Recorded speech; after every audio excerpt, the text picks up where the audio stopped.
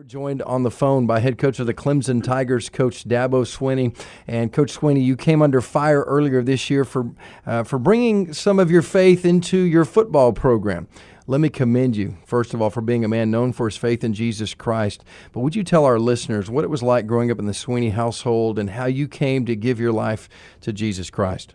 You know, I grew up in a home with alcoholism and abuse and just a lot of kind of dysfunction, if you will. But I had a gentleman that I met. He was a youth football coach, one of my friends.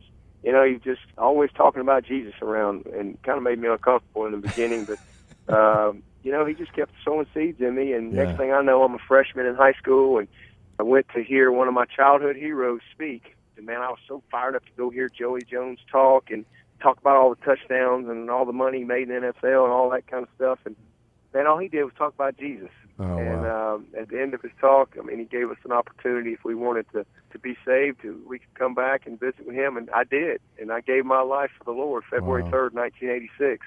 It changed my life. I was 16 years old, and, there was no earth-shattering. In fact, my life got more difficult. Parents divorced, was homeless for a little while, living with a friend. Wow. It was a crazy time for me, but I had a peace that I had never had before, and I had a hope, and that came from the Spirit of Christ.